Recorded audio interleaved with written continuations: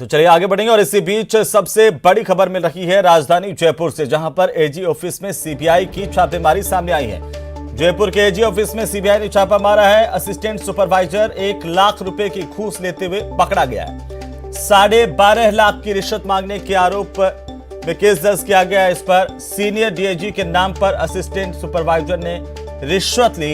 Arrear regularisation और promotion benefit देने के बदले में रिश्वत की मांग की गई थी और यह रिश्वत ली गई थी। असिस्टेंट सुपरवाइजर उमेश सिन्हा को गिरफ्तार कर लिया गया है। सीबीआई की छापेमारी में 1 लाख रुपए की रिश्वत लेते हुए असिस्टेंट सुपरवाइजर उमेश सिन्हा गिरफ्तार किया गया है। उमेश सिन्हा पर आरोप है कि उसने घूस ली। एरियर रेगुलाइजेशन और प्रमोशन बेनिफिट देने के बदले इसकी शिकायत हुई। सीबीआई की तरफ से छापेमारी की गई। उमेश सिन्हा शिकंजे में है। और अब हम बात करेंगे रीट लीक्स की। रीट लीक्स मामले में एक और गिरफ्तारी हुई है और आपको बता दें कि एसओजी ने ताबड़तोड़ लगातार कार्रवाई एसओजी की देखने को मिल रही है। इस वक्त की बड़ी खबर, एक और गिरफ्तारी की गई है। एसओजी ने जालोर के भीलमाल से गिरफ्तारी की है। जेईएन है अशोक विश्नोई, उसे गिरफ्तार किया गया है। अशोक विश्नोई जेवीवीएनएल में अभियंता है। जेईएन है जूनियर इंजीनियर है और अब तक एसओजी ने 41 आरोपियों को गिरफ्तार कर लिया है। ज्यादातर जालोर के इलाके के बताए जा रहे हैं और एसओजी को विश्वास है कि इस गिरफ्तारी से रीट लीक्स की कुछ और परतें खुल सकती हैं। तो एक के बाद एक गिरफ्तारी का सिलसिला एसओजी का लगातार जारी है। एसओजी की ओर से एक और कार्रवाई की गई है रीट लीक्स मामले को लेकर के। अब जेईएन को पकड़ा गया है। तो जेईएन अब शिकंजों में है एसओजी के और एसओजी अब उससे पूछताछ कर रही है। एसओजी को इस बात की उम्मीद है कि इस जेईएन के गिरफ्तारी के बाद कई परतें इस मामले को लेकर के खुलेंगी।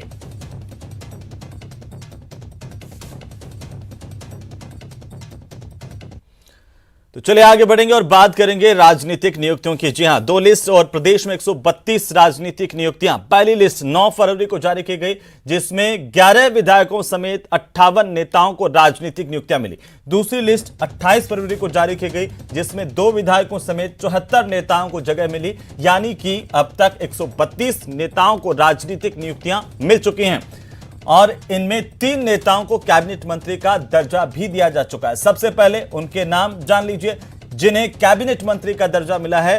पहले नंबर पर डॉक्टर चंद्रभान हैं। पीसीसी के पूर्व प्रदेशाध्यक्ष रह चुके हैं चंद्रभान और अब सरकार की तरफ से राजनीतिक नियुक्तियों में उनको बीसू का उपाध्यक्ष बनाया गया है। इसके तहत उन्हें कैबिनेट मंत्री का दर्जा दिया गया है।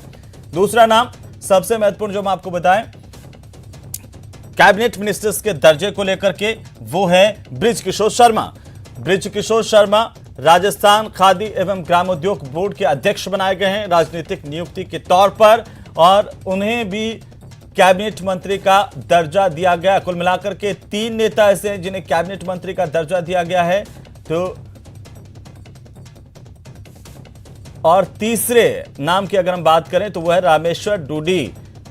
Rameshwar Dudi Rajasthan state agro industries development board में उनको जगह दी गई। अध्यक्ष पद पर काबिज किया गया और अब उन्हें कैबिनेट मंत्री का दर्जा दिया गया। रामेश्वर डूडी भी पीसीसी के अध्यक्ष रह चुके हैं और बीकानेर संभाग से आते हैं, जहां पर उनकी राजनीतिक पारी को नई उड़ान मिली है। इसके अलावा राजनीतिक नियुक्तियां पाने वाले नेताओं में राज्य मंत्री का दर्जा भी कईयों को मिलेगा और जल्द इसका ऐलान भी हो सकता है।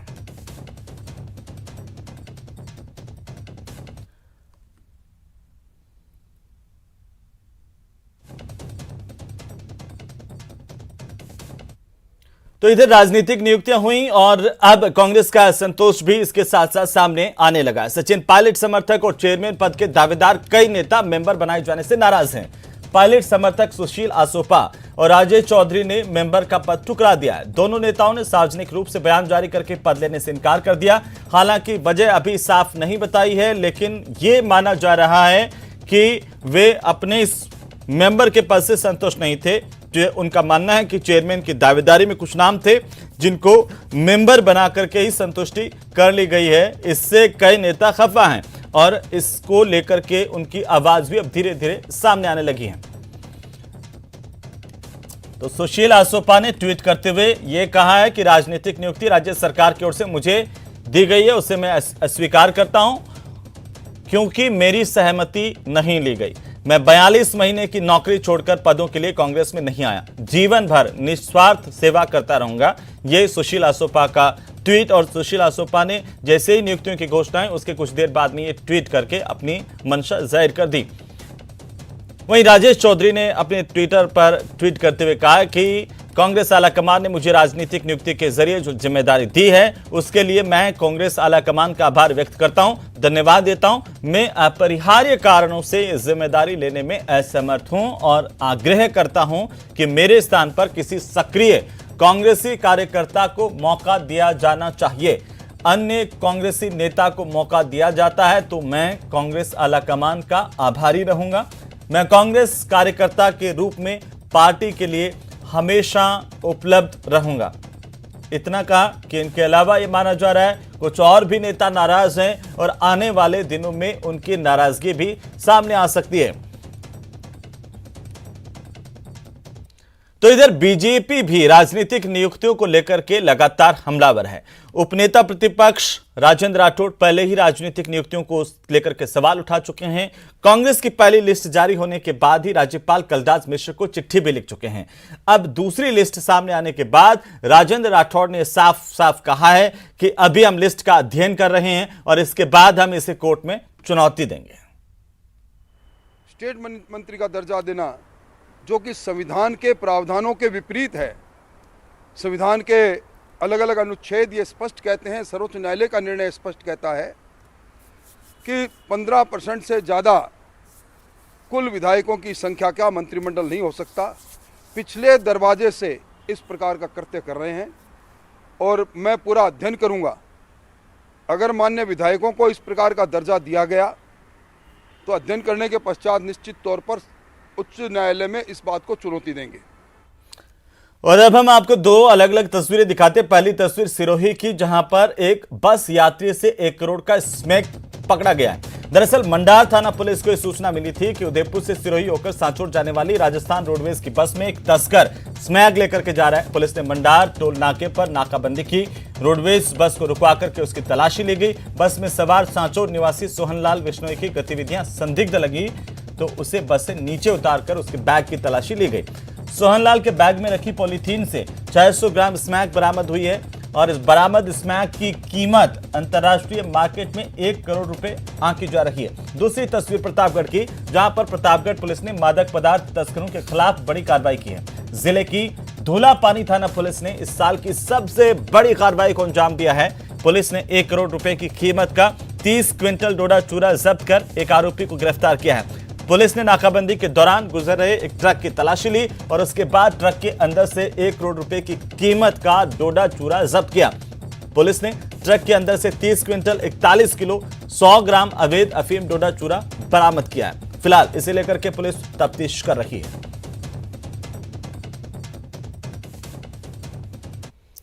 तो चलिए आगे बढ़ेंगे और अब खबरों को देखते हैं सुपरफास्ट अंदाज में। रूस और बेलारूस के युद्ध के बीच कीव से करीब 12,000 भारतीय छात्रों को सुरक्षित बाहर निकाल लिया गया है। विदेश मंत्रालय ने इसकी जानकारी दी है। भारतीय दूतावास ने सभी भारतीयों के लिए एडवाइजरी जारी की थी। एडवाइजरी में सभी को मंगलवार को ही कीव खाली करने के निर्देश दिए गए थे। यूक्रेन के खार्किव में रूस ने मिसाइल से अटैक किया है, जिसमें कई मौतों की आशंका। एयर स्ट्राइक के बाद यूक्रेन के खार्किव शहर में कर्फ्यू लगा दिया गया है। 28 फरवरी को रूस और यूक्रेन की बातचीत बेनतीजा रहने के बाद रूसी मीडिया ने मंगलवार को जानकारी दी। 2 मार्च को यूक्रेन और रूस के बीच दूसरे दौर की बातचीत होगी। यूक्रेन के खार्किव में एक भारतीय छात्र की मौत हो गई। बताया जा रहा है कि रूसी बमबारी में युवक की जान गई। विदेश मंत्रालय ने ट्वीट करते हुए इसकी जानकारी दी है। प्रधानमंत्री नरेंद्र मोदी ने रूसी बमबारी में यूक्रेन में मारे गए भारतीय छात्र नवीन शेखरप्पा के पिता से बात की। प्रधानमंत्री ने इस त्रासदी के बाद परिवार के प्रति अपनी गहरी संवेदनाएं व्यक्त की हैं। यूक्रेन में रूसी गोलीबारी में मरने वाले भारतीय छात्र का पता कर्नाटक का है। कर्नाटक का रहने वाला यह छात्र था। 21 साल के छात्र नवीन शेखरप्पा की मौत पर सीएम अशोक गहलोत ने ट्वीट करते हुए गहरा दुख जताया। साथ ही लिखा कि केंद्र सरकार जल्द सभी छात्रों को सुरक्षित वतन वापस लेकर के आए। केंद्रीय जल शक्ति मंत्री गजेंद्र सिंह शेखावत एक दिवसीय दौरे पर बीकानेर पहुंचे। यहां पर मंत्री शेखावत ने कहा कि यूक्रेन में चल रहे युद्ध के दौरान फंसे भारतीयों को देश लाने के लिए सरकार हर संभव कोशिश कर रही है। प्रदेश में राजनीतिक नियुक्तियों पर विरोध की सुर जारी है। ममता वशिष्ठ ने महिला कांग्रेस प्रदेश उपाध्यक्ष पद से इस्तीफा दे दिया है। इसकी जानकारी सोशल मीडिया पर उन्होंने दी है। नियुक्ति के फैसले पर ममता ने सवाल भी उठाए हैं। राजनीतिक नियुक्तियों पर विरोध के सुर जारी है और नियुक्ति मिलने पर सुशील आसोपा ने अपनी नाराजगी जताई है। राजस्थान गौरव सम्मान समारोह में राज्यपाल कलराज मिश्र ने शिरकत की। कार्यक्रम में साहित्य, कला, शिक्षा, प्रशासनिक सेवा, पुलिस सेवा, समाज सेवा, पत्रकारिता, चिकित्सा समेत विभिन्न प्रतिभाओं को राजस्थान गौरव सम्मान से सम्मानित किया गया। भारतीय जनता पार्टी के प्रदेशाध्यक्ष सतीश पूनिया बीजेपी को आत्मनिर्भर बनाने के अभियान में जुटे और इसी के तहत जालोर के बीजेपी कार्यकर्ताओं ने 68 लाख से ज्यादा का चेक प्रदेश अध्यक्ष सतीश पूनिया को सौंपा है। रीट और बेरोजगारी को लेकर के सीजे अकील कुरैशी का बड़ा बयान। उन्होंने कहा कि जब तक बेरोजगारी का मसला हल नहीं होता है, मृत्यु दंड भी दे दो तब भी नहीं रुक सकते पेपर लीक जैसे मामले। सिरोही के मंडार थाना पुलिस ने एक रोडवेज बस में तलाशी के दौरान एक व्यक्ति को करीबन 1 करोड़ रुपए की स्मैक के साथ पकड़ा है। कोटपुतली के शाहपुरा के भाबरू थाना इलाके में इलेक्ट्रॉनिक सामान से भरे कंटेनर लूट के मामले में पुलिस ने कार्रवाई की और लूट के कंटेनर को बरामद कर लिया गया है। आरोपी की तलाश जारी है। अजमेर के रामगंज थाना इलाके स्थित जवाहर की नाली क्षेत्र में कॉलेज की छात्रा ने फंदा लगाकर के आत्महत्या कर ली। आत्महत्या के कारणों का अभी तक पता नहीं चल पाया। पोखरण के नाचना थाना इलाके के बाहला गांव में एक पेट्रोल पंप पर 2 हथियारबंद लुटेरों ने लूट की कोशिश की और सेल्समैन पर हमला करके फरार हो गए। घटना सीसीटीवी में कैद हुई है। चूरू जिले के रतन नगर थाना इलाके के गांव सहनाली चोटी में एक सौतेले पिता पर 1.5 साल के बच्चे की हत्या कर दफनाने के आरोप लगे हैं। गांव के प्रेम प्रकाश और अन्य ग्रामीणों ने सौतेले पिता समेत मां और दादा के खिलाफ केस दर्ज करवाया है। प्रतापगढ़ की धोलापानी थाना पुलिस ने 1 करोड़ रुपए की कीमत का 30 क्विंटल डोडा चूरा जब्त कर एक आरोपी को गिरफ्तार किया है। कोटपुतली के काला डेरा थाना पुलिस ने नाबालिग के अपहरण और दुष्कर्म के मामले में फरार चल रहे आरोपी को गिरफ्तार कर लिया। कोटा की कनवास थाना पुलिस ने अवैध बजरी का परिवहन करते हुए एक आरोपी को पकड़ा है। पुलिस की टीम ने आरोपी के कब्जे से बजरी से भरी एक ट्रैक्टर ट्रॉली जब्त की है। झालावाड़ जिले में एक ही समुदाय के 2 परिवारों के बीच आपसी रंजिश को लेकर हुए झगड़े में एक व्यक्ति की मौत हो गई। पुलिस ने हत्या के आरोपियों की तलाश शुरू कर दी है। उदयपुर में मंगलवार को राजस्थान परिवहन निगम बस की चपेट में आने से मोटरसाइकिल पर सवार 2 युवक गंभीर रूप से घायल हो गए। धौलपुर के कोतवाली थाना इलाके के भैंसेना के पास पूरे गांव में मंगलवार को एक परचून की दुकान की दीवार गिर गई, जिसमें 3 मासूम समेत दुकान मालिक महिला दबकर के गंभीर रूप से घायल हुई हैं। अस्पताल में इन्हें भर्ती करवाया गया। महाशिवरात्रि के मौके पर प्रतापगढ़ में निकली शाही सवारी के दौरान प्रवेश द्वार पर बड़ा हादसा हो गया, जिसमें 6 लोग घायल हुए हैं। घायलों को अस्पताल में भर्ती करवाया गया, जहां पर उनका इलाज शुरू किया गया है। दौसा के मंडावर के समीप हल्देना फाटक के पास रेल लाइन पर पार कर रहे भेड़ों का झुंड ट्रेन की चपेट में आ गया, जिसमें 30 से ज्यादा भेड़ों की मौत हुई है। जयपुर में अजमेर रोड पर तेज रफ्तार वाहन की टक्कर से 2 युवकों की मौत हो गई। पुलिस ने शव का पोस्टमार्टम करवा करके परिजनों को सौंप दिया। जयपुर में रोडवेज कर्मचारी एक बार फिर अपनी मांगों को लेकर के मुख्यमंत्री से मिलना चाहते हैं। आपको बता दें कि रोडवेज कर्मचारी लंबे समय से 7वें वेतन आयोग लागू करने की मांग कर रहे हैं। करौली के हिंदौन हम्बुआ सड़क मार्ग पर एक वाहन की टक्कर में एक युवक की मौत हो गई, जिसके बाद आक्रोशित परिजनों और ग्रामीणों ने हाईवे पर जाम लगाकर के प्रदर्शन किया। पुलिस ने समझाइश कर इस जाम को हटवाया। दौसा के महवा हिंडौन मार्ग पर ट्रक की टक्कर से बाइक सवार की मौत हो गई, जिसके बाद आक्रोशित ग्रामीणों ने रास्ता जाम करके आरोपी को जल्द पकड़ने की मांग की। तो राजसमंद सांसद दिया कुमारी ने केंद्रीय पर्यावरण, श्रम एवं रोजगार मंत्री भूपेंद्र यादव से मुलाकात की। सांसद ने विभिन्न उद्योगों की ओर से स्थानीय लोगों को रोजगार में प्राथमिकता नहीं दिए जाने को लेकर चर्चा की। जयपुर में मुख्य सचिव उषा शर्मा ने यूडीएच एलएसजी की समीक्षा बैठक ली है। उन्होंने दोनों विभागों के कामकाज को लेकर के जानकारी ली। कोटा में बीजेपी नेता की पीट कर हत्या के मामले में एक इनामी बदमाश समेत 3 आरोपियों को कोर्ट में पेश किया गया। कोर्ट ने तीनों आरोपियों को 2 दिन के रिमांड पर भेजने के आदेश दिए। उदयपुर के हाथीपुल थाना पुलिस ने एप्पल कंपनी का बिजनेस करने का लालच देकर पौने 2 करोड़ रुपए हड़पने के मामले में आरोपी को कर्नाटक से गिरफ्तार किया है। संघ लोक सेवा आयोग के अध्यक्ष प्रदीप कुमार जोशी प्रसिद्ध धार्मिक स्थल मेहंदीपुर बालाजी पहुंचे। इस दौरान उन्होंने परिवार समेत बालाजी के दर्शन किए। उनके रोक लगा। यूपीएससी चेयरमैन के मंदिर में पहुंचने के बाद पुजारियों ने चोले का टीका भी लगाया।